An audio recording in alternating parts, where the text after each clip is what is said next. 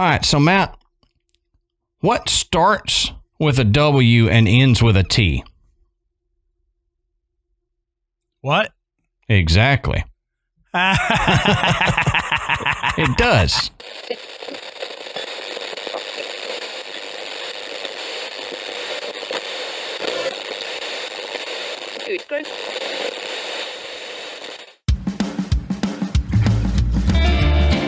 Good evening, everybody, and welcome to the Graveyard. Thank you for joining us tonight. My name is Adam. And my name's Matt. Now, pull up a tombstone or settle into your casket and get comfortable because this is Graveyard Tales. All right, everybody, here we are again. Matt, how you doing tonight, brother? Man, I'm good. I'm good. If y'all heard some funny noises, I got some birds nesting in the graveyard over here. Yeah, so, we're animal lovers. What am I gonna do? Yeah. So we just have random animals, and I've got the dogs in my graveyard south. Matt's got random birds in his graveyard east. So, real quick, I want to say go check out the Podbelly Network at podbelly.com. You can find different shows to listen to. You can find all of our episodes and stuff on there, and you can also find some tricks and tips on how to start your own podcast. We also want to thank tonight's sponsor, Magic Spoon. We'll talk a little bit more about them here in a little bit. Now, if you can, we always talk about this at the end of the show, but I wanted to bring it up here at the beginning. If you can, please go give us a rating on iTunes. Give us a 5-star rating on iTunes. Thank you to everyone who already has. If you haven't, just go over there and do that for us. It's a quick, simple thing for you guys to do, but it means so much to Matt and I for you to do that. Put in that 5-star review, say a little something, doesn't matter what you say, but it really helps the algorithm so that people will find us more readily. It brings us up the charts in iTunes on Apple Podcast so that when people are searching for paranormal or, two dummies talking, they end up seeing us along with some of the other shows. So please go do that. 5-star rating and say a little something. Also want to say go over to patreon.com/graveyardtales. You can sign up for different levels of patronage and get different bonus material and shows and stuff like that when you do. If I can say so myself, we've recently released some pretty awesome bonus episodes that we think you're going to want to go check out. So if you haven't already, go sign up and become a patron. You can do that very easily, and we try to give you at least one pretty long bonus episode every week. Sometimes we give you a quickie and a medium-sized one, but we try to get at least one up every week. And then for our $10 patrons, they get the video version of us recording the episodes. So if you want to see Matt and I do this, how many times we pick our nose or whatever, you can do that by becoming a $10 patron.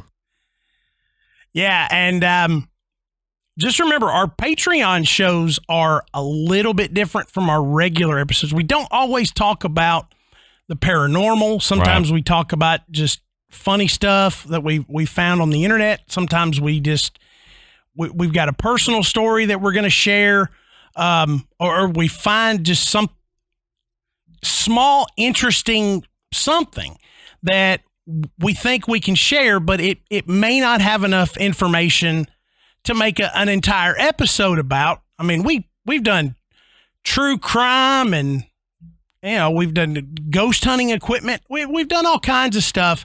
So I think you'll really enjoy it. We try to make sure that you get your money's worth there. Mm-hmm. So yeah, go over and do that. Patreon.com/graveyardtales. Now, that's all the housekeeping I got, Matt. So why don't you tell us what are we talking about tonight? A little bit different tonight.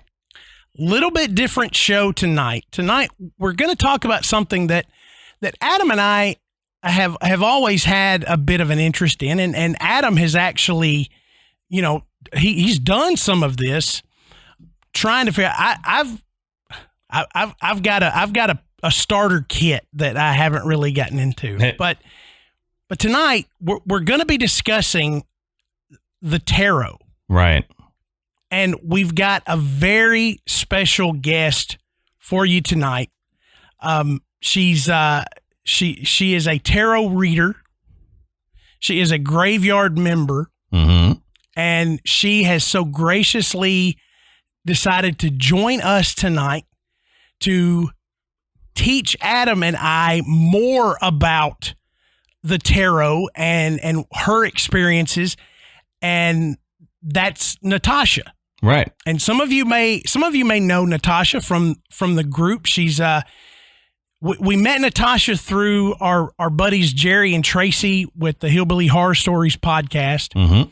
And she does readings in that group. So if you're not a member of the Hillbilly Horror Stories group, go get in there. Absolutely. She does, weekly readings.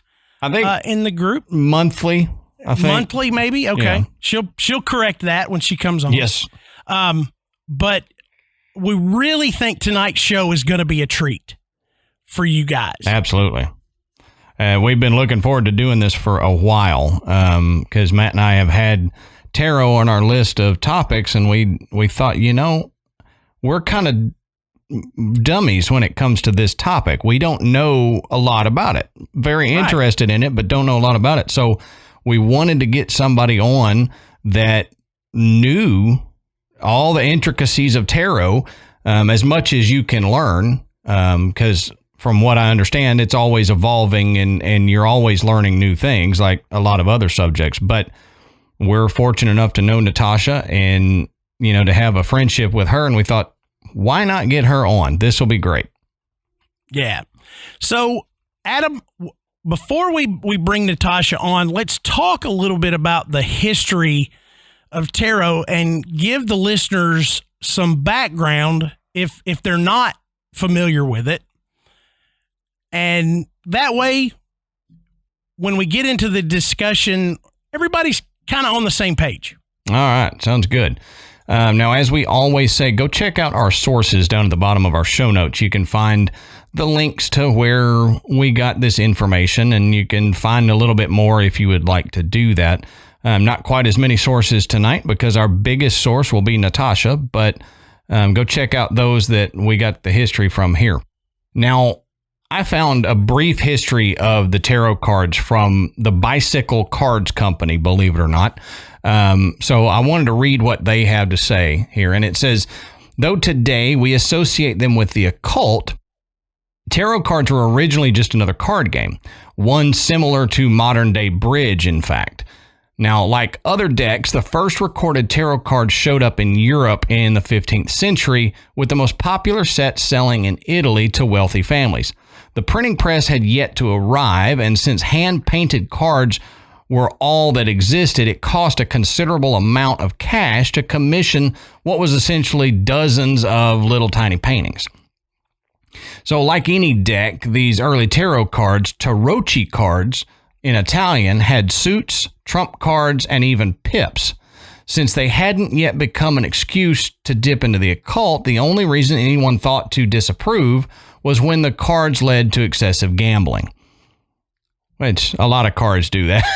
A lot of decks of cards will lead to excessive gambling. Well, yeah, and can you imagine? You're sitting there playing like, I don't know, gin rummy, some tarot cards, you get, check it out, gin. And then your buddy turns into a frog or something. Yeah, right. I wonder why this keeps happening with these cards. Now, this goes on to say that while some people dabbled, the widespread use of tarot cards for divination only took off in the late 1700s when Frenchman Jean-Baptiste Alliette published the first definitive guide to tarot card reading. Now, pseudonymed Attilia, he wrote a guide to using the cards and released his own deck alongside it. He gave meaning to each of the cards, incorporating beliefs about astronomy and the four elements. Now, he claimed to have borrowed heavily from the Book of Thoth, an Egyptian text supposedly written by Thoth, the Egyptian god of wisdom. So I think we've mentioned that book in other episodes. I'm not 100% sure, but I think we've mentioned the Book of Thoth before.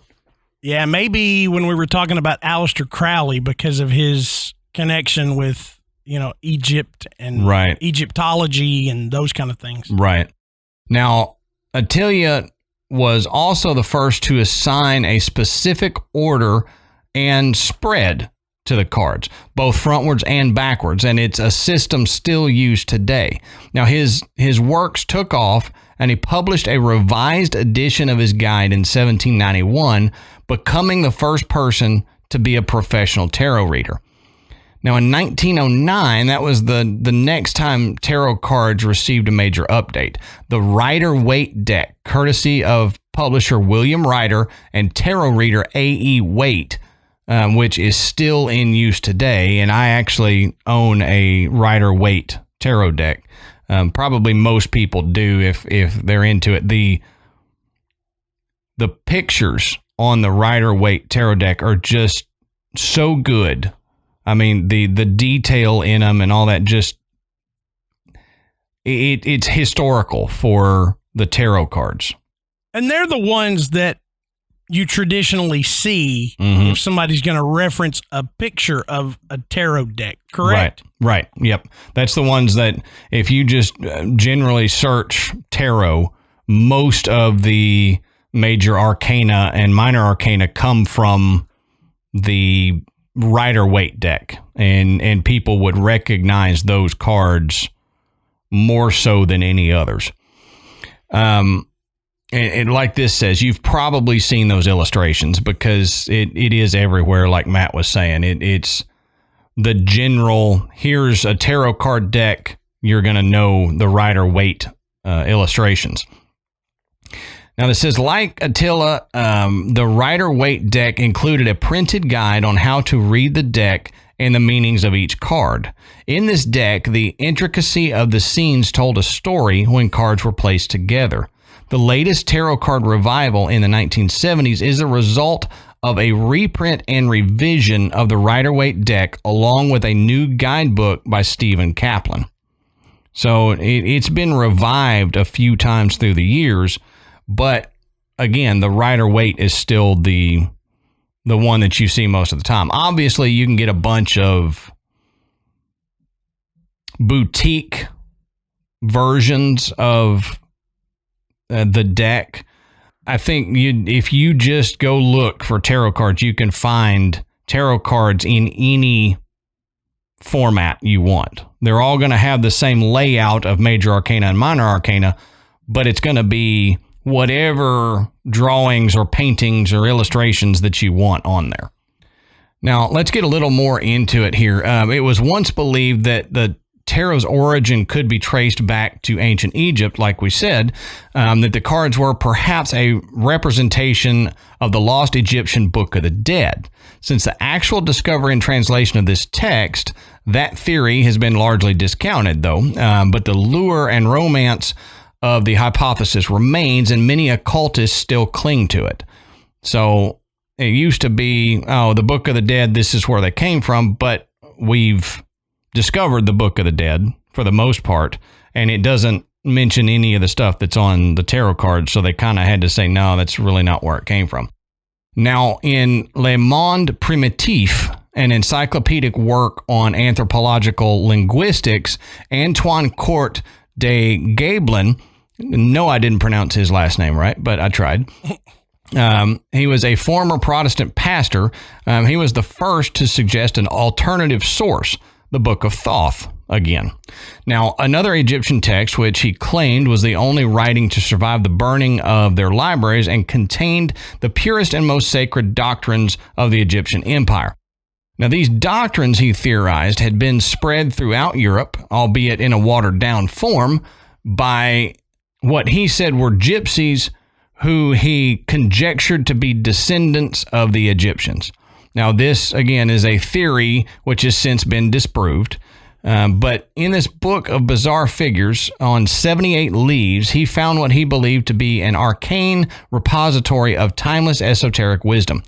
He also claimed to have discovered clues to the true origin of the tarot deck, composed, this says falsely, as it was of the word tar, or way or path, and the word ro, king or royal. He surmised that it must dictate the royal path of human life that one must follow.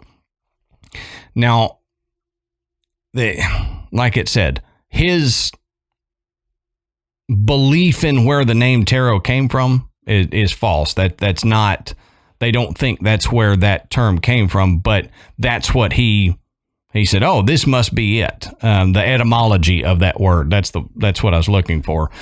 His version of the etymology of that word is not right. But he says the wise men of Egypt, he believed, made use of these sacred pictures to predict the future and to interpret dreams. Now, he also found clues in contemporary tarot cards, remnants of what he believed to be Egyptian symbols.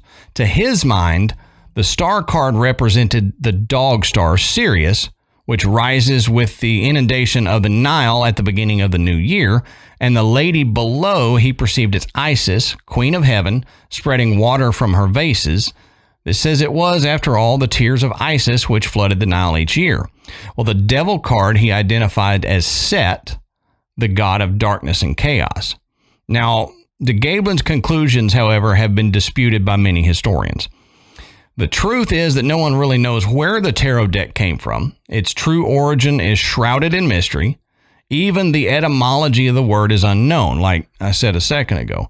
But while de Gabelin suggested an Egyptian origin of the word, other historians believe it to be a corruption of the word Torah, the Hebrew book of law, and still others interpret it as an anagram of the Latin word rota, which means wheel.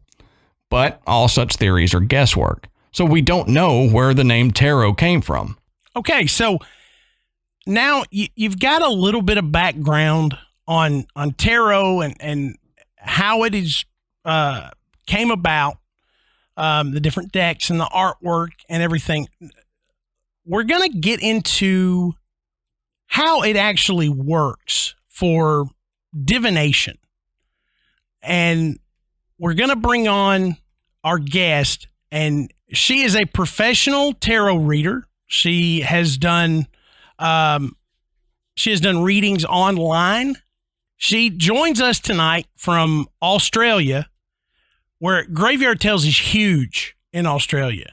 I don't know if y'all know this. Yeah, but, it's like, it's like the old thing, I was in a band. We were huge in Europe. Yeah, right. Never really made it in the U.S. We were huge. Graveyard Tales, huge in Australia. Right. We actually have a stadium named after us.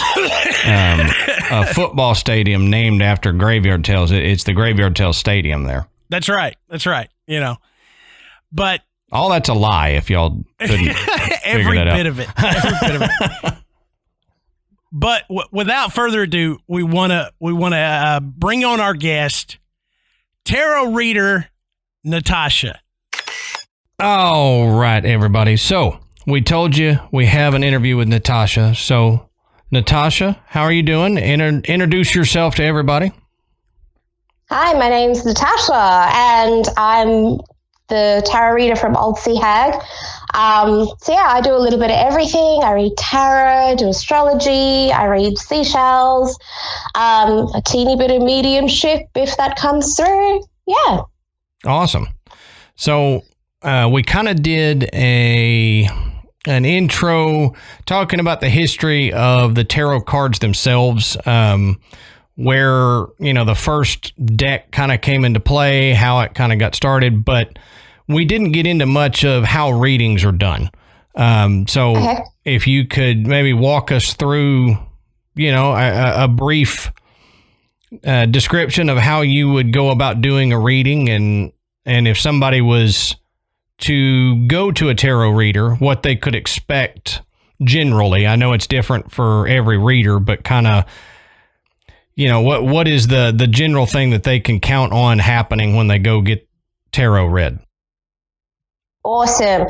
So I guess to start at the beginning, tarot readings are good for general guidance. You know, it's usually a safe space to sort of talk about issues that you may not be able to talk about with your friends and family.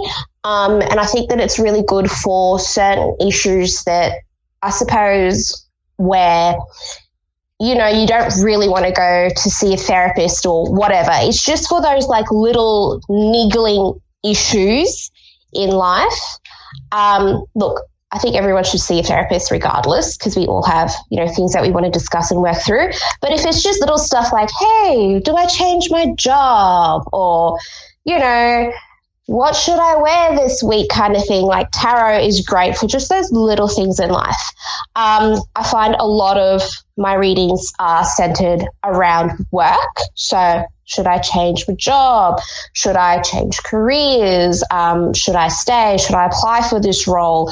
And it's just really about, and there's a lot of stuff about love life as well. So, you know, I like to call them situationships, you know, when you're kind of like dating a person but you're not officially in a relationship.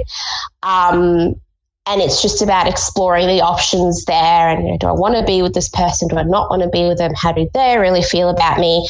And it's just a really good way of working through things with another person to gain clarity and confirmation. Everyone has intuition. Everybody's got gut instinct, and it's always there. And a lot of the time, it's good to sort of bounce things off another person and be like, hey, what I'm feeling and what my gut is saying is what the other person's gut instinct is saying too.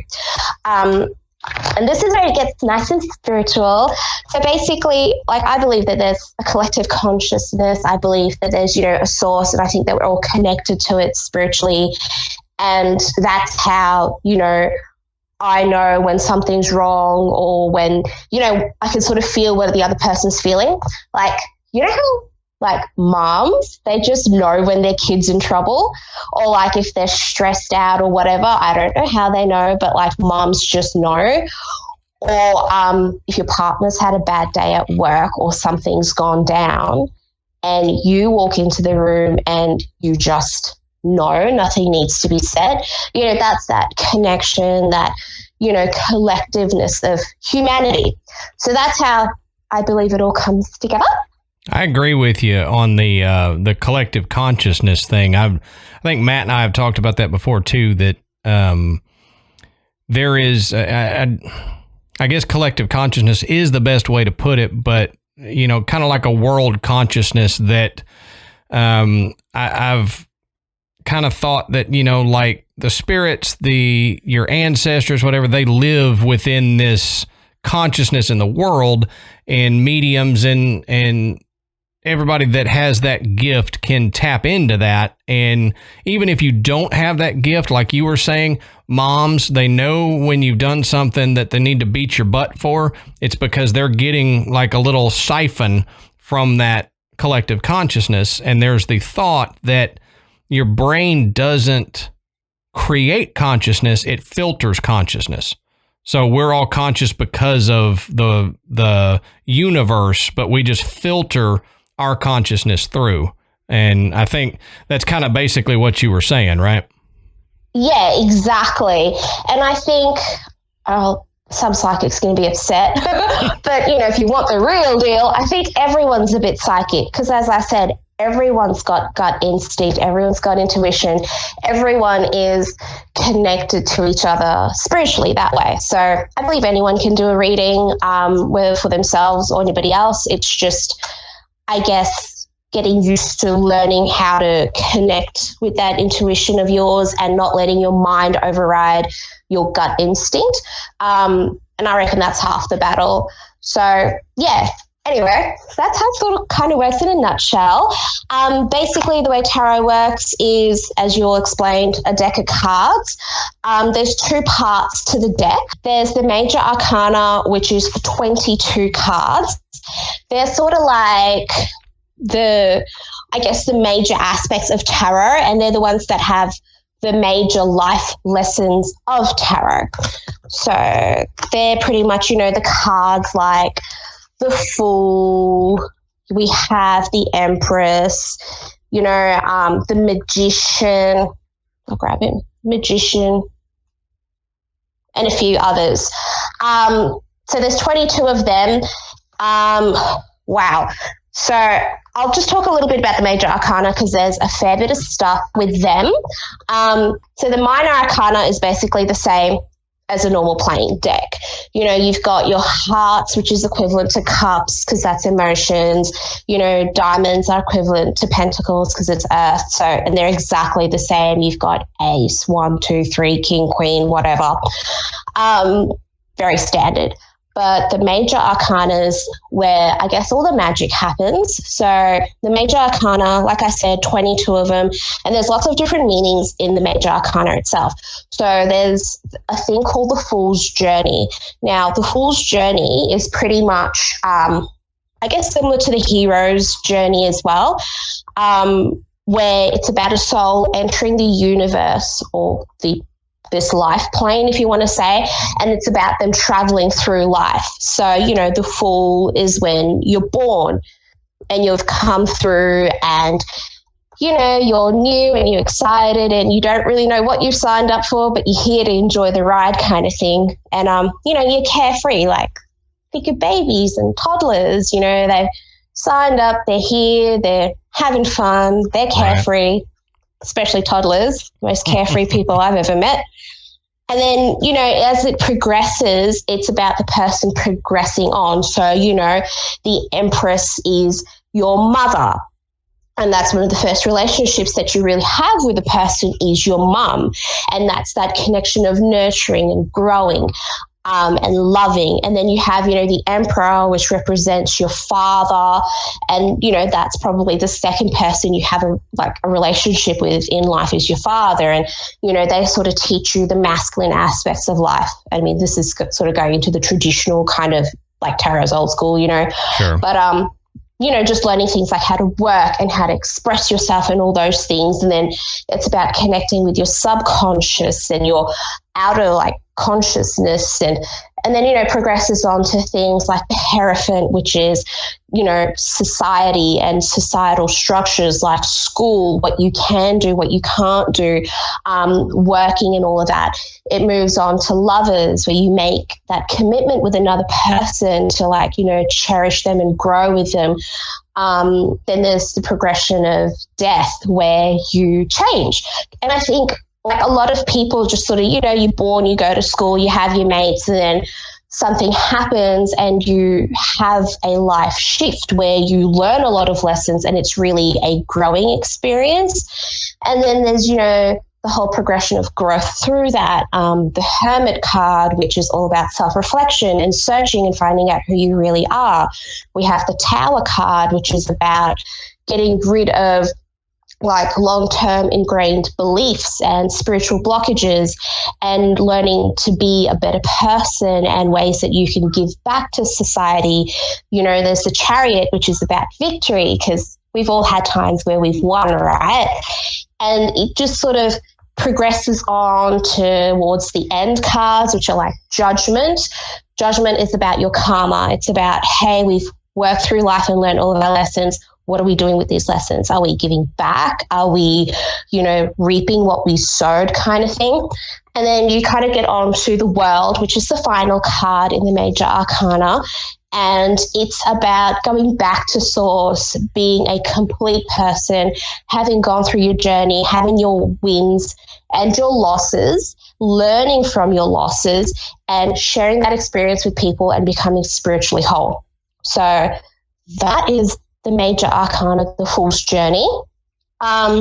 We also have a lot of astrology in the major arcana as well. Oh my God. So all the planets and all the astrology signs are represented in the major arcana. Wow, where do I start? So again, the Emperor is Aries.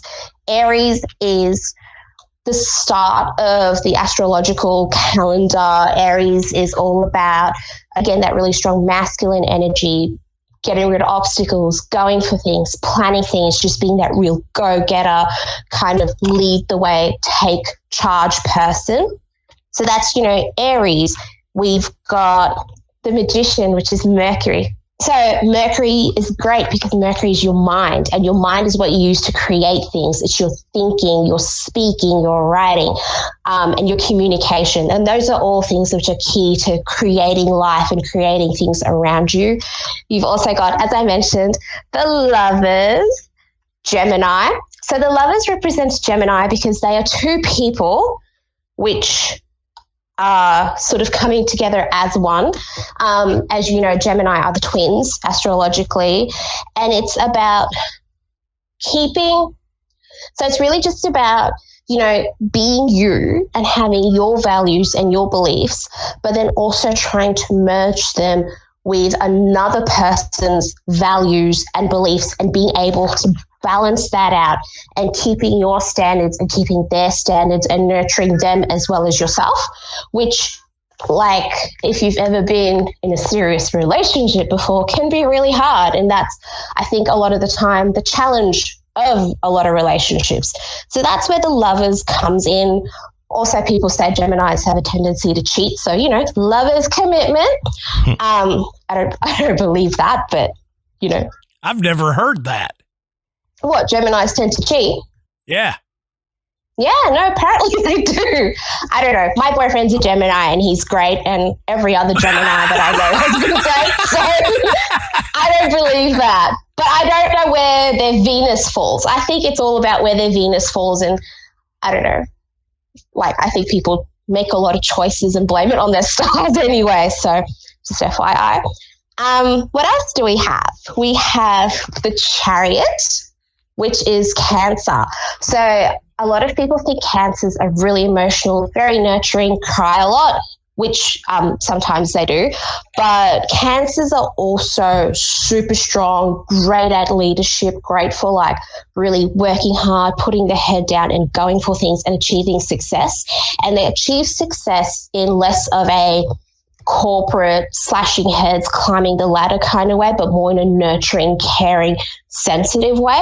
So again, that's the Chariot, which is representing victory, which is Cancer. So there's so much astrology in here as well, which I think a lot of people don't actually know that the Major Arcana has that. So that's really the Major Arcana in a super nutshell, a little one. So, Natasha, tell us a little bit about when people come to you for a reading, what are they looking for? I mean, typically.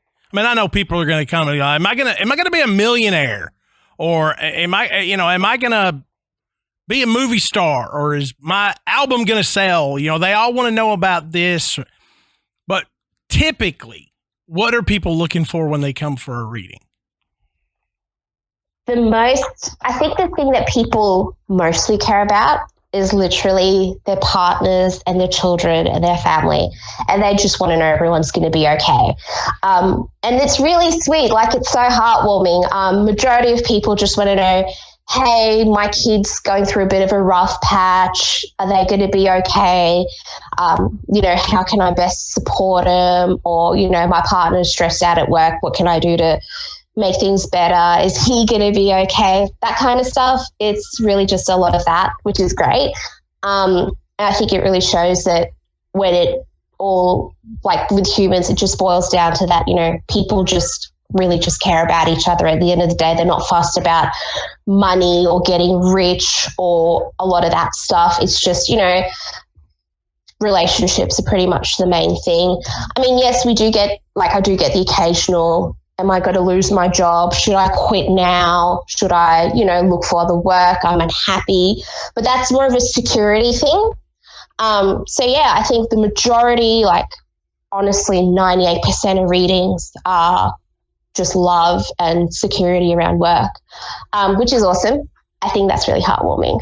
I do get the occasional, so I suppose in a general reading, and I think this is probably important for people to know, especially if you are going to go for any kind of spiritual reading, or it's tarot, astrology, mediumship or whatever. It's important to know that most ethical practitioners will not read on things like death and births and health things. So you shouldn't go up to, well, you can if you want, but an ethical tarot practitioner won't be like, hey, I'm going to pull some cards out and we're going to cure your cancer, because it does not work that way. And there are people out there who will sell that, and there might be people out there who can spiritually cure illnesses. I don't know. I don't support that. I don't promote that. I think doctors have their place in society and should really go see a doctor. So yeah, there's certain things that ethical tarot practitioners will not read on, because like I said, it's sort of pushing the boundaries of what is acceptable and what isn't. But generally, look, you can talk about anything you want. Most tarot spaces are quite safe, and you can talk about those issues where you may not feel comfortable to talk to about family and friends. An example is, say you've been married for 30 years, and 30 years is a long time to spend with someone. And, say you've got a person who's younger hitting on you and you're kind of flirting with them, but you feel guilty, but you're also liking this new exciting thing, but also you're married. These are the kind of things that you can talk to a tarot practitioner about, because they're not going to judge you on what you're doing, and they're not going to hate on you, and they're just going to connect with you in a spiritual way to help you figure out, hey, what do I want to do and what is really going on? And with the example that I said, a lot of people couldn't talk to their friends or family about that because it's not straightforward, and there's a lot involved, and nothing is really black and white. But, our friends and family can be judgy. Sure. So, yeah. Oh, yeah. Yes. More judgy than anybody else, in my opinion. Yeah. Exactly, right?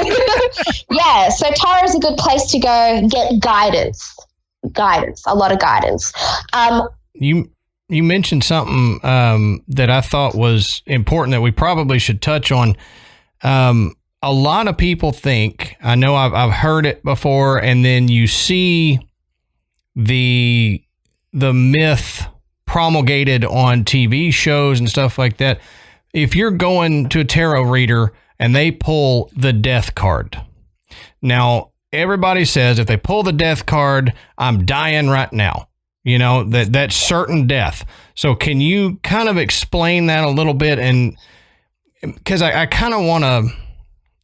We didn't really touch on this in the intro, but I wanted to with you, and I'm glad you mentioned something about it, because I know from my understanding about it, and I'm quite a layman when it comes to this stuff. I have an interest, but I don't know a whole lot. A tarot reader doesn't really foresee death. They don't, they might be able to, but they shouldn't be able to predict your death. So, okay, a couple of things with that. Number one, tarot, psychics are going to hate me. Tarot is just a tool. They're just cards with pictures that have a lot of symbolism and meaning on them. They're not going to tell you anything. Sometimes, and this is, I think, a little bit where the spiritual part comes in again, it's really uncanny, the cards that fall out and how they are so in relation to what's going on. So there is a bit of magic in them and behind them, but aside from that, they're all just cards. So that's number one. And they're a tool to help you connect with whatever your spiritual gift is, whether it's just plain intuition or mediumship or whatever. So that's one thing. The second thing is there are certain things that are kept, how do I say this? I say that only God knows the real future, because as I said earlier, you have the power to create your own future. And I think only God knows who will or will not die. And there are certain things that are just not open to information for everyone. I don't know if you're familiar with hoodoo, but even with the lower in hoodoo, they can't tell you who will or will not die.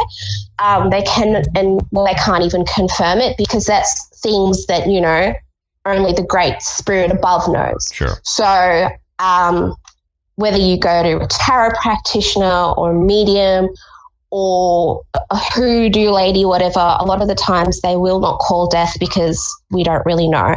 And that's the mystery and the fun of life, right? Like, every day could be your last day. Live it to the max. Sure.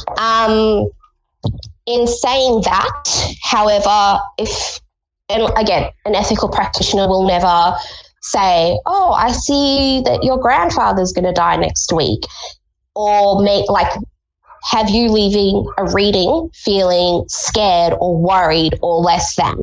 That's not what our job is. Our job is to help people and bring a bit of guidance and provide a safe space for people to express themselves and leave feeling positive. So that's that.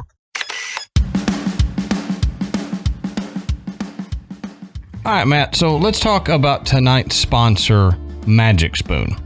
Now, as you know, and probably some of our listeners know, Ashley and I have started going back to the gym again. We fell out of that during all the lockdowns and all that other mess. Well, we decided we've got to get healthy again. And while you're going back to the gym, one of the things you got to do is also look at what you're eating. And you can't eat all the carbs and the sugar and all the unhealthy foods and stuff that you were, because A, it doesn't help with working out, and B, I'm getting older and that stuff doesn't set well. You just don't do well with a lot of sugar in the morning, because then you tend to crash. And, with everybody trying to eat better, a healthy breakfast doesn't have to be boring. Magic Spoon has some amazing flavors that you'll love, but it doesn't have all the bad stuff in there. Yeah, and I've said this before. My all-time favorite midnight snack is a bowl of cereal.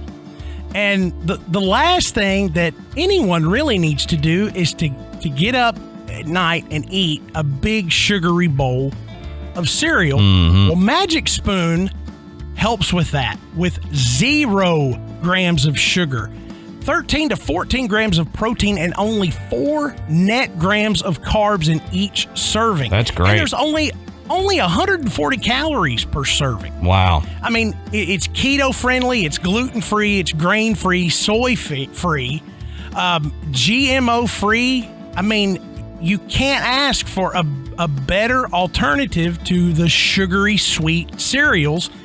When, if that's what you love for breakfast, Magic Spoon is definitely the way to go. And, Magic Spoon has just released a brand new flavor, birthday cake. And along with the rest of their great flavors like cocoa and fruity, frosted peanut butter and cinnamon, if that little sweet touch is what you need, this birthday cake flavor might just be for you. And for all of our listeners in Canada, Magic Spoon is now shipping to you guys as well.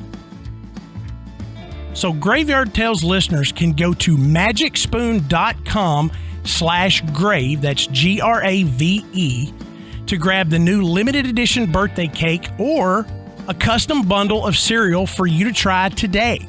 And be sure to use our promo code GRAVE at checkout to save $5 off your order. This offer is now good anywhere in the US or Canada, but only when you use our code at checkout. That's right. And Magic Spoon is so confident in their product that it's backed with 100% happiness guarantee. So if you don't like it for any reason, they'll refund your money, no questions asked. So go to magicspoon.com/grave and be sure to use our promo code GRAVE. That's GRAVE.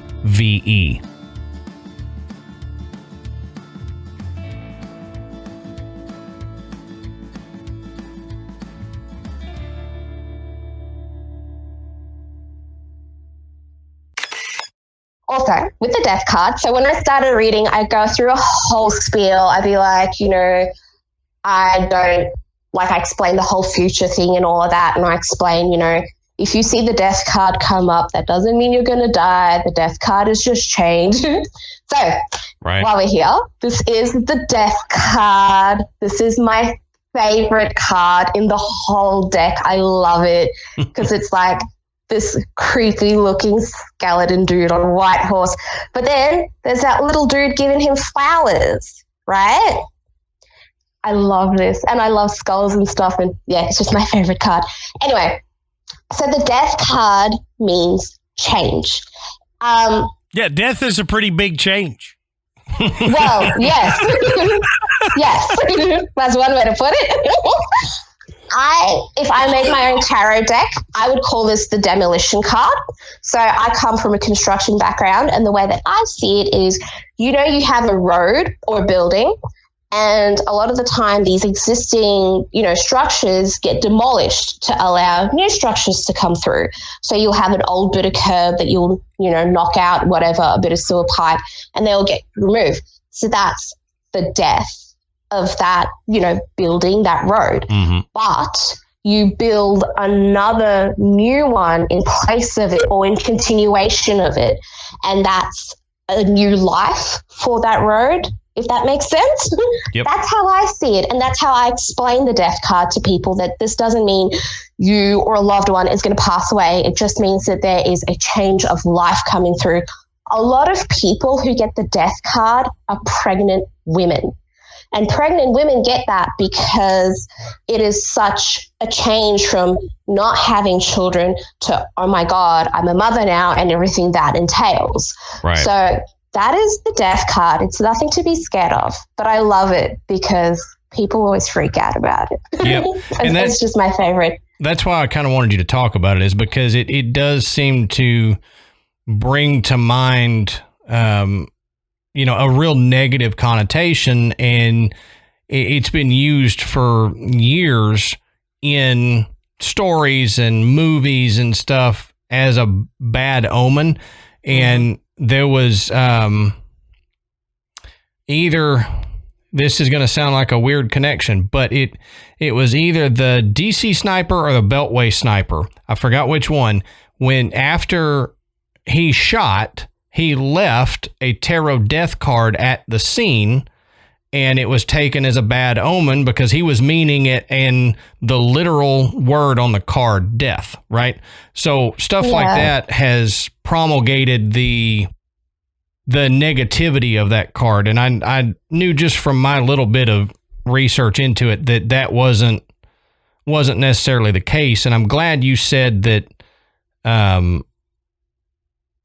people shouldn't be afraid of going to a tarot reader and getting bad news, because a lot of people, they may want to go, but they're like, okay, I don't want to know that something bad is going to happen to me tomorrow. I don't want to know that, I'm going to fall down the stairs and break my ankle next week. And that may keep a lot of people from going and seeing a tarot reader or a psychic. But I want to add to that, Adam. So, yeah, somebody might not want to go have a reading because they don't want bad news, or they don't want to know something they think they're going to learn. But that's not really how it works, is it? I mean, they're coming focused with a question that they do want an answer to.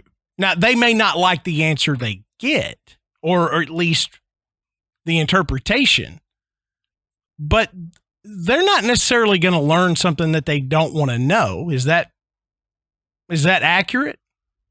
Yes and no. A lot of the time people do come through with a question. Sometimes they don't. I'd probably say it's 50-50, to be honest.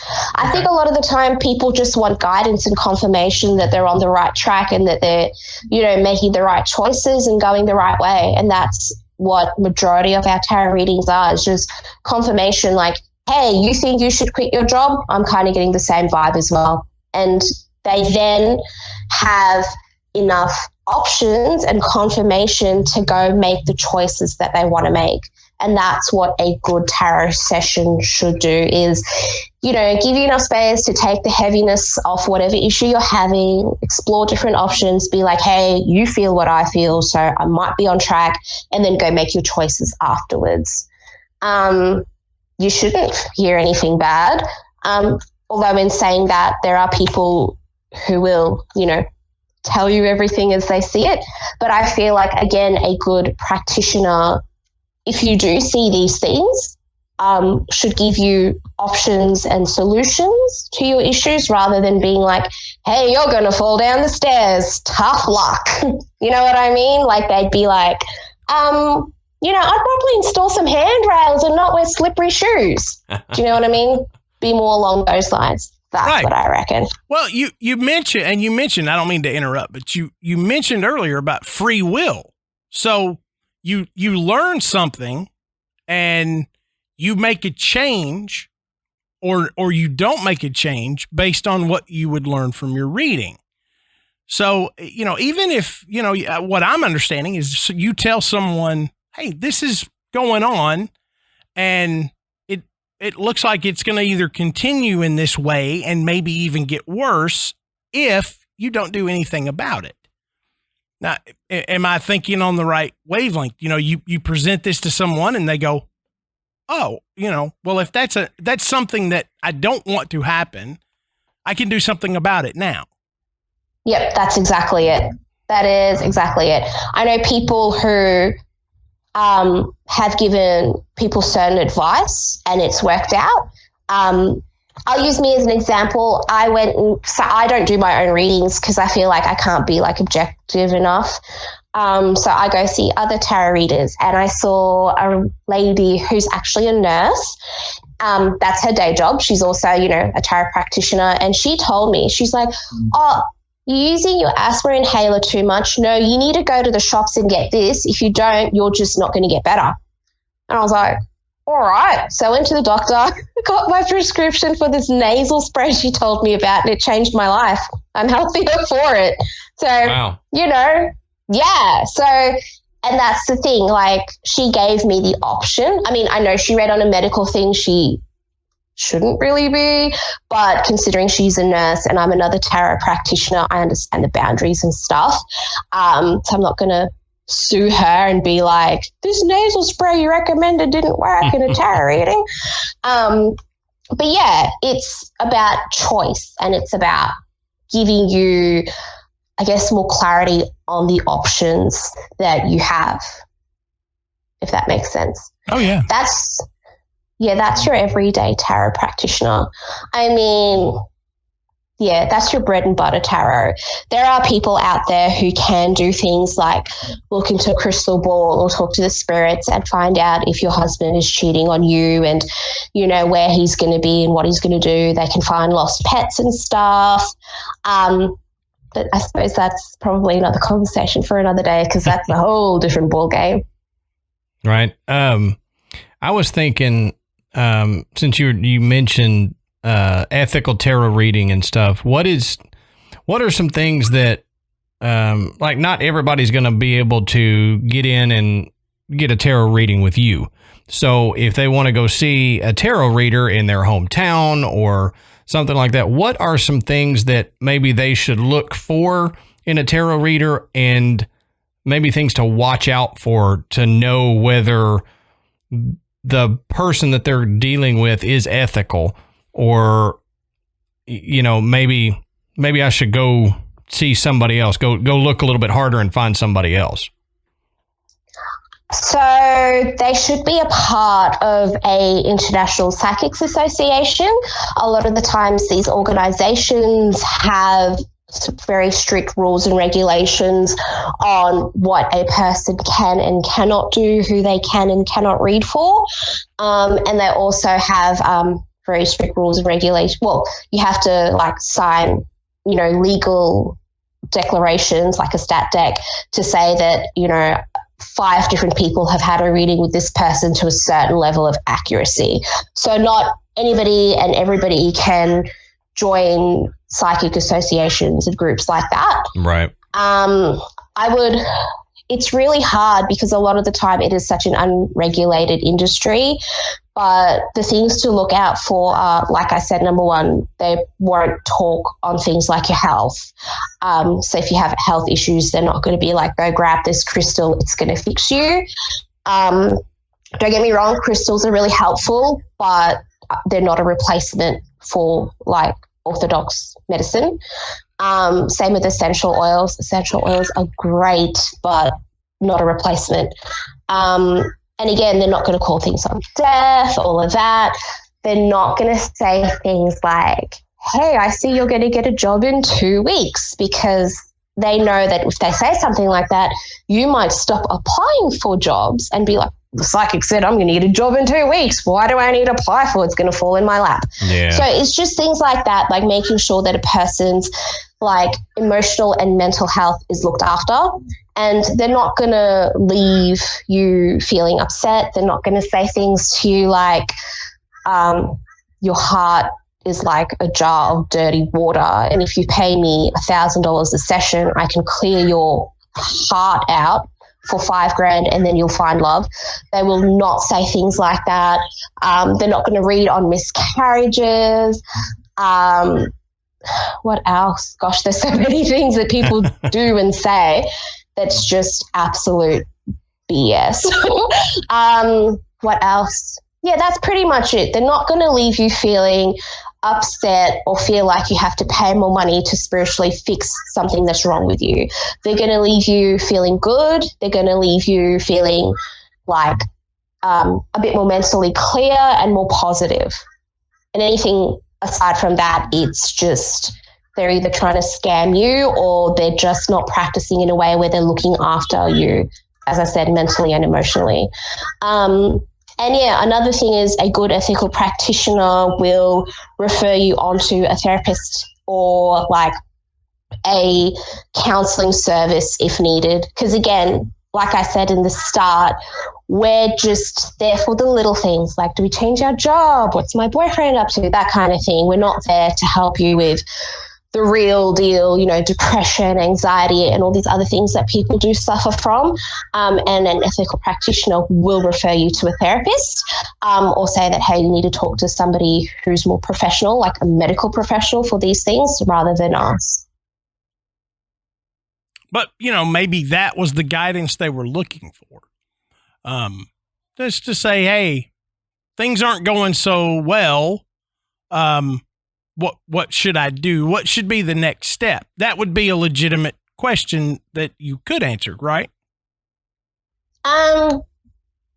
Yes and no. I think if somebody came up to me and was like, I feel, you know, really depressed and I can't get out of bed for days and days, and sometimes, you know, I'm really in a real hole, what can I do? Pull some cards out for me.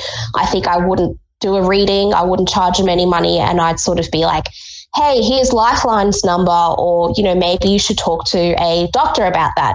And I've done that before, and some people, and like I've done it in a way that you have to always be respectful and understanding. You don't want to like be like, oh, you're crazy, go see a doctor. Like I've just sort of been like, hey, this is sort of out of my league, and I think, you know, maybe a doctor can help you. And yeah, I've done that in the past. And some people have sort of been like, oh, I don't think I need to see anyone or whatever. And again, that's their choice. But other people are like, oh, yeah, you know, maybe I should see someone. Yeah, so, and you're like, look, I've talked to you for 5 minutes. You need to go see somebody. Look, I can just tell. Go see somebody. Yeah. Well, sometimes you get people come through. Like I had somebody come through who was like, I see like my grandparents who've passed away. And I'm like, okay, cool.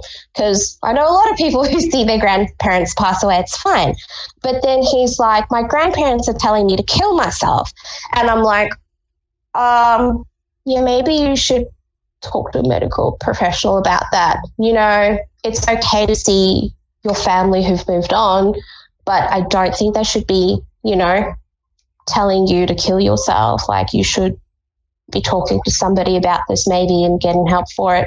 Yeah. So, that sounds like, from what Matt and I have researched, that sounds like either, like you said, there is something that they need to speak to a medical professional about, or it's something pretending to be their relative. You know, Matt and I have looked into stuff, and you find these trickster spirits that they come at you with, oh, I'm your long lost great uncle Jed who passed away, and and then they try to steer you down a bad path, but they're just pretending to be that person. Whether you want to call it demonic or trickster spirit or whatever. I know I've come across it, and Matt has come across it in research. So I think that, to me, unless your relative was just a complete butthole in real life, I don't think they're going to do that to you in the afterlife. Yeah, no. No. Everyone's nice in the afterlife as far as I've met them. But yeah, that's the thing. And that's the call that you have to make as a tarot practitioner is, could it just be spirits, or does this person maybe need to see a doctor? Do I refer both? Right. What do you do? Yeah. It's just one of those things. So Natasha, take us through what a reading would look like. Not necessarily, a specific thing, but just how would you begin? How would you deal the cards? What would the process be? Sure. So generally, I guess a standard reading, you would normally just sit down, relax. Every person does it differently. Like some people are like, you have to, cut the cards, shuffle them one way, cut them into three, do whatever that their process is. I'm pretty laid back with it. I'm like, just shuffle them however you like, whatever's easy for you. And everybody's like, I'm a bad shuffler. And I'm like, we're not in Vegas. So it's like every single person says that. It's great. And they all shuffle just fine too. But so anyway, you shuffle your cards. And like I said, the process is different. A practitioner may choose some cards out for you, or they may ask you to choose the cards. And it depends on I guess what the situation is. So there's different readings have different card spreads. You can pull out one card and that can be a spread as such. Like I pull a card out for myself and for everyone on Instagram usually every day, and that's, just the vibe of the day kind of thing. You can do a 3-card spread, which is past, present, future, issue, blockage and guidance, which is a really good problem-solving card because you can just sort of be like, what is the issue really here? And it really helps you focus on, what the problem is, what is the actual cause of the problem, and how to fix the problem. There's the Celtic Cross, which is a super famous card spread, which is past, present, future. And then you have the long anticipated future, the basis of the problem. You've got people that it's going to impact. There's a whole bunch of different ways the Celtic Cross can be read. There's astrologer. So I also do a sun spread, which is, 12 months, represented by the 12 cards. You can also do a lunar spread, which is, 4 weeks kind of thing. What else? There's just different spreads for different situations. And basically you would flip the cards, look at the cards and just sort of go, if you just want to read the cards off their traditional meanings, you can just, follow whatever the meaning of the card is and piece it together to create a story. Or you can just use your intuition and just pull the cards out and read it as a story. So if you want, I can just do a real quick past, present, future issue spread. So I'll just pull out 3 cards. Nothing fancy. And if I was to do a true tarot reading, so I'll flip the cards. Okay. Here we go. Perfect. So this is the 3 of Pentacles. This normally means a lot of hard work and study. By the way, I'm using the traditional Rider-Waite deck. I thought the Rider-Waite would be a good one to use just because that's the original.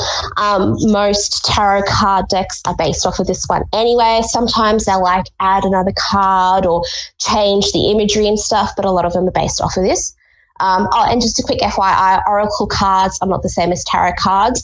Oracle cards are airy fairy, nice and pretty, and they have the little meaning written on the bottom. And people tend to use them over tarot cards because tarot, as you guys spoke about earlier, can be a little bit darker. But I mean, I like using them because they're darker because, you know, life isn't all butterflies and roses and sunshine, you know, right. We have rainy days. So yeah, anyway, back to the spread. So we've got the Three of Pentacles, the guy there's working hard.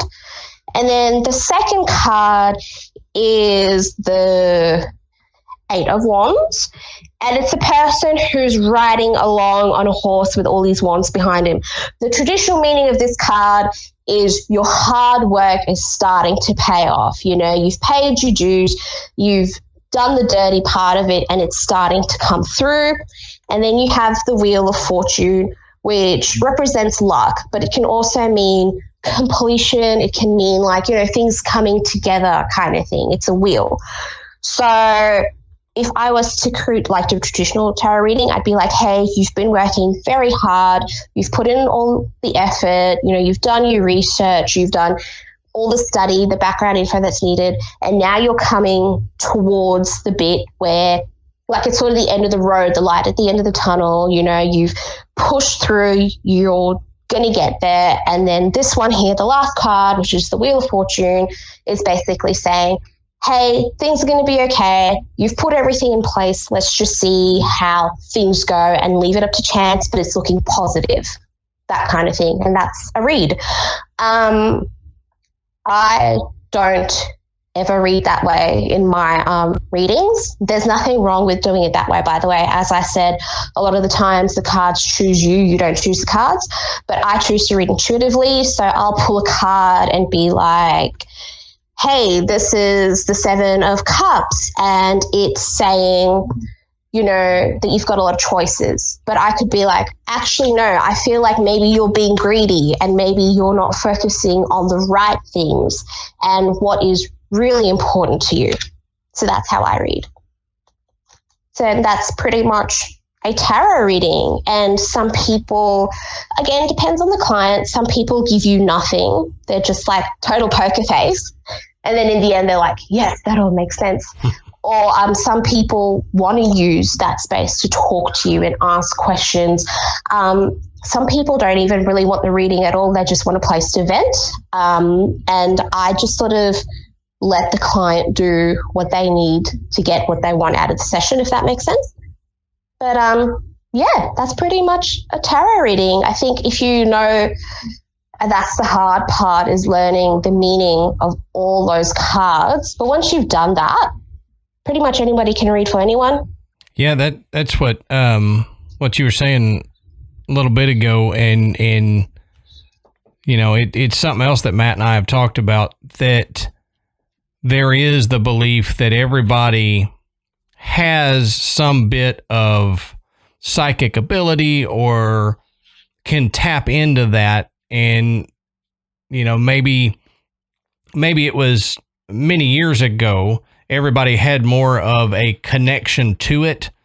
But as we've progressed technologically and our transportation and our life and everything has gotten so fast that we've lost the ability to tap into the collective consciousness or whatever it is that you're tapping into to be able to do this, that only a certain few seem to be able to do it easier.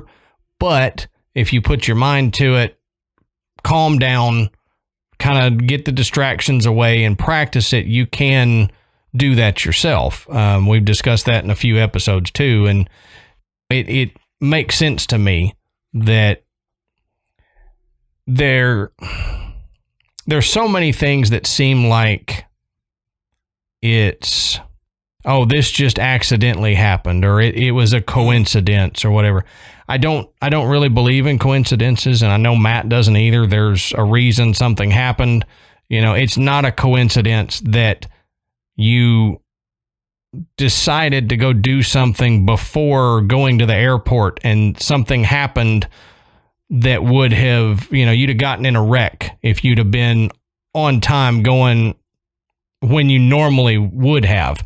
But you said, hey, I'm going to stop and grab a bagel or something. It's not coincidence. There was a reason that you did it, and it may have been intuitively you knew something was going to happen, so I need to stop over here and do this. And I think we chalk things up to coincidence when we shouldn't, when it's something that the collective consciousness or the world or the universe is telling you, but we just don't pay attention to it like that. Yeah, we always think that everyone taps into this pretty routinely. They just don't realize it because there's so many distractions. But, for example, I think about somebody and, I'm like, I had thought about them in years. And then within the next few weeks, I run into them. I just, what a coincidence running into you. I was just thinking about you the other day. Not a coincidence. The universe puts you together. Mm-hmm. Whether that person was thinking about you or whatever, the universe put you there, and you had an interaction. So we always feel like that, but most people don't think of it that way because they're too busy with everything else in modern life that just keeps them from being able to just shut it all down and bring it in. And, of course, as a tarot reader, you do exactly that. You shut out all the noise, and let the universe speak, through the cards. Yeah, 100%. 100% agree with everything you said there. So we touched on this before we started recording about some of maybe the stranger questions that you're asked, or some of the stranger characters that approach you for reading. So if you don't mind, just give us a couple of examples of some ones that were kind of like, whoop, way out there. And you're kind of like, wait a minute, I can't do this. Or you're not going to get the results that you want from a reading. So yeah, somebody asked, should they wear boxers or briefs today? And you're like, not what I do. The universe doesn't care. I would read on that. I would be like, righto, pull a card. What do we got here? If it's upside down, it's boxes. If it's the right way up, briefs. Yep. Oh, right way up, briefs. And done. $5. Thank you, bye. Yeah, if it's backwards, none at all. So. Commando today. So majority of people are really good. Like I said, majority of people just want to know that their friends and family are okay, that their partners are good, and that they've got secure work, or should they change. I do get the occasional one. I think the ones that really stand out are the people who come, with the notepad and the pen, and they want to know when they're going to meet the love of their life. What's he going to look like? How tall is he going to be? What's he do for work? And no matter what you tell them, they're just not going to be happy with that answer because they sort of want you to magically tell them something. And I mean, I could lie and be like, oh, look, he's really tall and he lives on a yacht, but he's missing one eye. Is that going to be okay? He's rich. But not going to do that because that's so unethical. So I just sort of try and, in those situations, I try and divert it and be like, are you dating? Are you on any of the apps? And a lot of the time the answer is like, no. I'm like, oh, how are you going to find this person you're looking for if you're not on a dating site? Or, going out kind of thing. But a lot of the times, they're the worst ones to read for. As soon as someone walks in with a pen and a notepad, I'm like, oh, God, here we go. This is really bad, but mother-in-laws are the worst to read for as well. I don't know. Some people's mother-in-laws are horror shows. I'm sorry, and not all mother-in-laws are like that. My boyfriend's mom's amazing, but some of them are real bad. I had one lady who was really upset at me because I wouldn't tell her the gender of her grandchild, and she really wanted to know, but I was like, why, if your children are not telling you, they probably don't want you to know for a reason. And everyone has the right to their privacy. It's their news. They'll share the gender of their child with you when they want. You can't be like, blackmailing them, and invading their privacy through spiritual means by finding out what gender your grandchild is. Like, why are you like this? Talk to me. And it turned out that the poor lady just felt a bit left out in the whole grandchild situation. So, and that's what a good tarot reading should be about. It should be about, making you feel better about your situation, even if you don't necessarily get the answers you're after. But is that something that you could tell? Oh yeah, definitely. If you wanted to, you could have told her. Is that right? But I'm not gonna. Yeah. Okay, well, yeah, I get it. But it's something that you could ascertain from the cards. Oh, yeah, through intuition. The other day, I felt so bad the other day. So my cousin's having a baby, and she's having a baby girl, and And now she knows if she's listening to the show. Well, she knew anyway. We're at a party, and I'm all like, "Oh, hey, you're having a girl, aren't you?" And she's like, "Yes, I am. And I only just found that out yesterday. I haven't told anyone." I'm like, "Oh, sorry." Oops. But yeah, you know what I mean? Like, you have to just be careful. So I announced to the world she's having a little baby girl even before she did, because I just didn't think about it. I was like, "You're having a girl, aren't you?" Oh, wait. So yeah, definitely things people can tell. I know I have some psychic friends who can literally be like, "You're having a boy, you're having a girl, it's going to happen around this time, that time." But again, it's just all about ethics and what you call and what you don't call. But yeah, definitely stuff we can see and feel. But I think a lot of people can feel that anyway. Like my sister, when she was having her son, I think she was like, I don't know, a month pregnant. I don't have kids, right? So I don't know when you can find out the gender. But everyone just knew she was having a boy. My dad, who is like so not spiritual and into the woo-woo, he went and bought little boy clothes. And I'm like, "Oh, what if she has a girl?" And he's like, "Oh, I'm pretty sure she's having a boy." And then when the gender scans come out, yeah, everyone was right. She was having a little boy. So like I said, everyone just has intuition about stuff. We can tell. We know. Yep. Everyone knows though. When my second daughter was born, her older sister, we were going to find out, and her older sister was talking to me, and she was 4, and I said, "So what do you think? Are you going to have a little sister? Or are you going to have a little brother?" She goes, "It's a girl." I said, "How do you know?" She said, "God told me." And that was it. And that was it. And she was right. So. Yeah. Like you said, there's no such things as coincidences. Yep. I think we know. We all know. And we've talked before, kids, up to a certain point, they seem to have more of that ability to see ghosts, to get intuitions like that, because they haven't been, I guess corrupted is not the right word, but just corrupted by inundated with life and everything.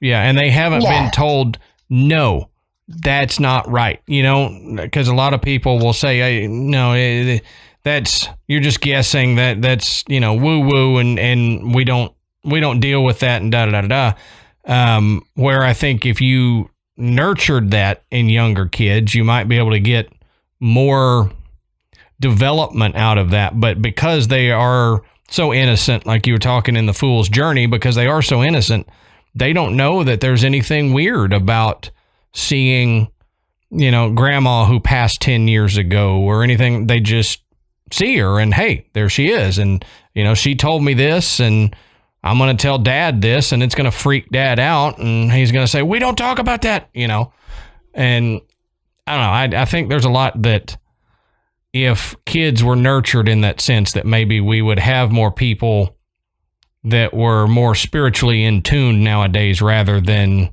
out of tune to the spiritual. Yeah. I've got one more question. And you can answer this however you want, and you may not want to answer it at all. But my question is, have you ever seen something in the cards that you thought, besides like a gender of a child, something negative, something that they probably wouldn't want to know, that you thought, "I cannot tell them this. I for whatever, and maybe you wanted to, but you thought I don't need to share this for them because it may really impact them poorly. You know, have you ever said, I'm seeing this, I can't tell them this straight out? All the time. And that's the thing with tarot. There's two parts to it. There's the cards, there's that spiritual aspect, and then there's the actual reader part where how you deliver and how you express what you've seen. And yeah, I see bad stuff all the time. The worst is when I'm doing a reading for someone and it turns out that the person that I'm doing a reading for is an a-hole and that everything they've done is their fault and they've brought it all on themselves. How do you say that to someone? Oh, wow. Yeah. I didn't even consider that, but yeah, that's a great point. Yeah. And so a lot of the time, as I said, it all comes back to your ethics. I know it's really boring, but it's just, you know, how do you say to them, like, hey, maybe, you know, you should say sorry first or whatever. How do you pretty much sort of sugarcoat everything? And that's what I do. I just sort of go, hey, you know, sometimes if we be the bigger person and we extend our energy and show love and say sorry first, people reflect that back and that might be, you know, a better way of mending the relationship. And if you do that and they don't reciprocate, well, at least, you know, you've done the right thing and you don't have to worry or have any regrets rather than being like, well, you probably shouldn't have stolen her boyfriend. Do you know what I mean? So that's, yeah, I see it all the time. And sometimes I will call on it. Sometimes I won't. Sometimes I'll be like, look, there's going to be, you know, a bit of period where you're going to be a little bit broke, but don't worry, it doesn't last for long. You're going to get through it. And hey, look, I can see you're awesome at budgeting. You're going to be fine. So that kind of stuff. But yeah, like I said, it's life. Life isn't always smooth sailing. But, you know, if we sugarcoat it and we tell people what they need to know and let them know that they're going to be okay, I think that's what most people want. And, you know, usually things are okay. Right. So I guess to wrap this up, thank you, by the way, for coming and doing this. But to kind of end this, can you tell people how they can find you, like social media and all that, and kind of where you do readings, if anybody around you wanted to come, you know, get a reading from you at some point? Like we said in the intro, Graveyard Tales is huge in Australia. We've got, you know, stadiums named after us and all that kind of stuff. I've been there. Yeah, right. So if they're listening in Australia and they want to get a reading from you, tell them how they can find you and where you do them and when.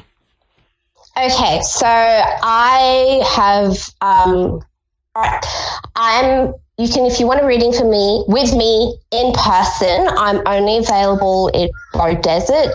There's this really awesome little shop that's run by my friend called Lilith's Emporium, and she has everything from incense to herbal tea to like all sorts of witchcraft and hoodoo supplies, books, cards, skulls, wands, stuff, anything you can think of, it's all there. So I'm there every other Saturday. So she's in Bow Desert, which is a little country town just outside of Brisbane. And that's pretty much the only place I'm offering in-person readings. But I can read online for anybody anywhere in the world, just as long as we can organize like a time with the time differences and all. It all works pretty much the same in person, probably a bit better because you're a lot more comfortable. You're in your own, you know, home and you're comfy on the couch kind of thing rather than in a shop and distracted and stuff. Mm-hmm. But yeah, I do a lot of online readings. I read for people all over the world anytime. You can find me on Instagram. I'm the Old Sea Hag, because a lot of my stuff is ocean related and ocean themed. I'm a real ocean person anyway. You'll know me like in person, like personally. Like you've never met me in person, but you know what I mean. Yeah. You all know me. I like the sea. So yeah, if you look up the Old Sea Hag anywhere, that'd be me. Cool. And I'll put that that in our show notes. So if anybody wants to scroll down, they can find your Instagram handle and stuff like that there. But thank you very much for doing that. It's given us, more depth on tarot than Matt and I could have ever found if we just did the book and internet research on it. Right. There's something that you understand about it because you do it that we could never understand. So I appreciate you coming on and talking with us about it and explaining it to us. No, thank you so much for having me. It's such a pleasure, and I'm such a fan of the show, so this is like a big deal for me. Thank you so much. Well, thank you, and we really do appreciate it, and we're glad we could work out a time that worked for both of us, so one of us wasn't having to be up in the middle of the night to do this. So yeah, right. Yeah, that's it. All right, thanks, Natasha, for spending that time with us. That, really, that was super informative. I know you know a lot more about tarot than I did going in, but that, honestly, it didn't go necessarily the way I thought it was going to go. It went better. Right. It's a good thing. We take off, and well, she just knows how to take off and talk about a topic, and you can really tell how passionate she is about it. Right. That's what I was going to say. That she's very, very passionate, and she knows what she's talking about, and she does it professionally. So that's why she's able to just kind of go. And I'm glad we got her on to discuss that. Yeah, absolutely. And that's fantastic, and I hope you guys enjoyed it too. But this is always the part of the show, and this one is no exception, where we ask you, what do you think? Is tarot legit? Is it, a parlor game that has just lasted, centuries? Just people, playing around and having fun and telling fortunes, or is there something legitimate to it? I know that I've seen enough evidence that it makes me think there's something to it. So, yeah. With Adam's tinkering around and with what Natasha has said and what I've seen from other individuals that are professional readers, I got to think there's something behind it. It's almost eerie. Yeah. How accurate some of these things be. Now, of course, I realize they're not very specific, but it's enough to make you kind of stop and go, oh, wow. Right. So, and like I said, when we shut the cameras off there and we were just talking off mic, my feeling about it is that it's not the cards that do it. It's the person using the cards, and they just kind of help bring whatever message to the forefront in a way that we can understand. And, you and I have said this before, and I said it when the mics went off too, that people have asked the question, well, why are you okay with being around tarot and tarot reading, but you're absolutely against the Ouija board? And it's because, in my opinion, the tarot is like you're sitting there at your window and there's a pane of glass between you and whatever is speaking to you, and they're just kind of pointing and, pointing at that. Sometimes you can hear them through the pane of glass. But the Ouija board is, let me kick my door open and invite whatever I want in, and then I don't know how to shut my door again. And I think that's the big difference, in my opinion. And I think a lot of other people feel that way. I know you kind of feel that way as well, that it's a safer way of like a telephone call rather than inviting random weirdos into your house. Yeah, exactly. I do. I agree 100%, because I'm not going to touch a Ouija board. No. but I'll mess with the tarot stuff. And I've got a deck that I'm probably going to get out and play with here now. it's kind of inspired me. So. Right. There you go. But what do you guys think? Let us know. And one of the best places to do that is in our Facebook group. Get in there. We've got tons and tons of people who post every single day. We have a lot of fun. People come up with personal experiences, questions, jokes, whatever. You got a great dad joke, you can share it in there too. Absolutely. But you can also find us on Instagram and Twitter. Just go and search Graveyard Tales, and you can check out our website, which is graveyardpodcast.com. And on our website, you can listen to the show. You can find links to purchase Graveyard Tales merchandise, and you can become a patron. And we always thank everyone that has taken the time to donate to the show. And there's some really cool bonus content in there for you as well. So until next time, we'll save you a seat in the graveyard. See you soon.